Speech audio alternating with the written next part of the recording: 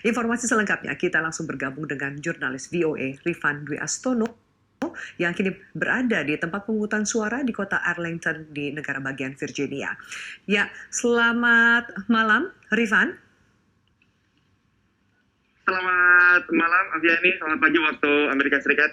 Iya, bisa Anda ceritakan seperti apa sebenarnya antusiasme dari rakyat Amerika Serikat untuk mengikuti Pilpres kali ini, Rifan?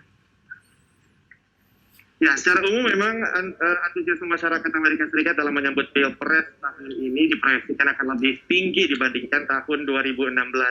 Di tahun 2016, 55% tingkat partisipasi politiknya dan ada 139 juta orang yang ikut memberikan hak suara mereka 4 tahun yang lalu. Nah, tahun ini diperkirakan akan lebih tinggi. Kalau bisa disaksikan di belakang saya, ini adalah TPS yang ada di kota Arlington, Virginia. Memang masih sepi. Ini masih jam 8.15 pagi dan mungkin nanti lebih siang akan lebih banyak. Tapi yang jelas sebetulnya hari ini adalah hari di mana beberapa sisa pemilih lainnya yang akan memberikan hak suara mereka. Karena sebetulnya pada Pilpres tahun ini sudah lebih banyak lagi orang yang memberikan hak suara mereka melalui skema atau mekanisme pemilihan awal atau early voting. Sudah ada 100 juta orang yang memberikan hak suara mereka berdasarkan data terbaru dari United States Election Project dari University of Florida.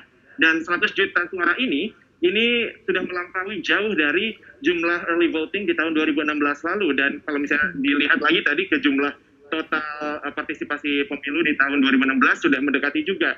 Sudah hampir 139 juta, sekarang sudah di angka 100 juta.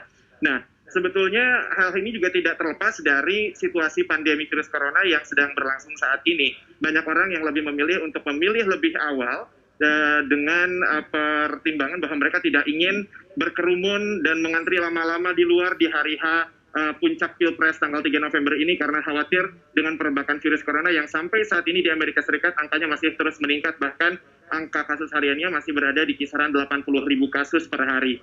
Dan tentunya juga ini di-amplify lagi, ditingkatkan juga dengan adanya pernyataan-pernyataan dari kedua kandidat calon presiden, baik dari kubu Presiden Trump maupun dari kubu Presiden Biden yang memang mantan wakil Presiden Biden maksud saya, yang memang selama ini terus menggugah semangat para pendukung untuk melakukan vote early voting. Bahkan memang kedua capres, baik Presiden Trump maupun mantan wapres Biden, keduanya juga sudah melakukan early voting dengan datang langsung ke TPS di negara bagian mereka masing-masing.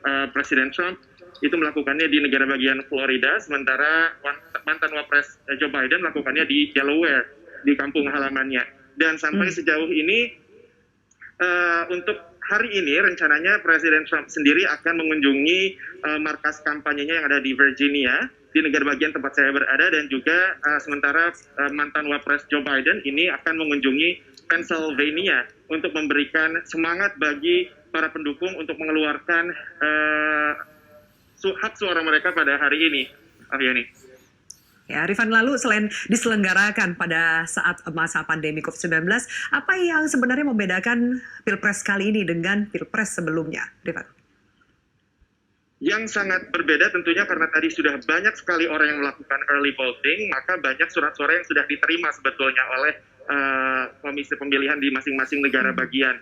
Namun berbeda-beda nih, di negara bagian A, di negara bagian B, aturannya beda. Ada yang memperbolehkan untuk menghitung surat suara yang sudah masuk itu sejak beberapa minggu sebelumnya, minggu yang lalu. Ada juga yang baru boleh hari ini diproses dan juga dihitung. Jadi kita akan melihat penghitungan suara yang mungkin akan berlarut-larut cukup lama, bahkan di negara bagian Pennsylvania yang merupakan negara swing state atau negara bagian yang memang sangat diperebutkan oleh kedua kubu. Ini diperkirakan baru akan ketahuan hasil pilpresnya, hasil pemungutan suaranya di tanggal 6 November nanti di weekend ini. Jadi kemungkinan besar tidak seperti tahun-tahun pemilu sebelumnya, kita baru akan mengetahui siapa pemenang pilpresnya dalam beberapa hari ke depan. Bisa weekend ini atau bisa pekan depan. Nanti kita akan terus pantau tentunya. Aviani. Rifan, keamanan menjadi perhatian semua pihak. Bagaimana suasana keamanan saat ini tengah berlangsungnya pemungutan suara? Ya, di Amerika Serikat seperti diketahui beberapa saat yang lalu juga sudah terjadi beberapa dinamika sosial, adanya protes atau unjuk rasa yang dilakukan beberapa kelompok masyarakat dengan adanya kasus-kasus ketidakadilan rasial yang mereka klaim secara sistemik ada di dalam tubuh instansi-instansi Amerika Serikat, pemerintahan, dan itu juga dipicu juga oleh kasus kematian George Floyd pada saat itu di bulan Juni, yang merupakan seorang warga kulit hitam Amerika yang meninggal ketika berada dalam tahanan polisi di Minnesota. Nah, hal ini semua berbuntut panjang karena kemudian ada tuntutan-tuntutan untuk memberlakukan perbaikan di tubuh kepolisian, kemudian menghapuskan racial injustice itu tadi. Dan ketika unjuk rasa ini terjadi, ini juga ada yang sudah ditunggangi oleh aksi-aksi kerusuhan, ada yang melakukan penjarahan. Nah, hal-hal inilah yang kemudian diantisipasi oleh para pebisnis, khususnya kalau di kota Washington DC, toko-toko ini kemudian beberapa hari belakangan mulai memasang papan di kaca-kaca depan bangunan mereka karena khawatir aksi-aksi seperti itu, looting atau penjarahan akan terjadi lagi. Nah, suasananya jadi memang kelihatan agak tegang kalau kita masuk ke kota Washington DC dengan banyaknya toko yang di-boarded up seperti itu, apalagi memang juga sudah direncanakan ada beberapa kelompok yang akan berunjuk rasa yang akan turun ke jalan hari ini, terutama di election night nanti, dan rencananya juga nanti malam di Plaza Black Lives Matter yang lokasinya tepat berada di depan Gedung Putih, itu akan ada perkumpulan massa yang akan menantikan dan menyaksikan juga penghitungan suara dari sana.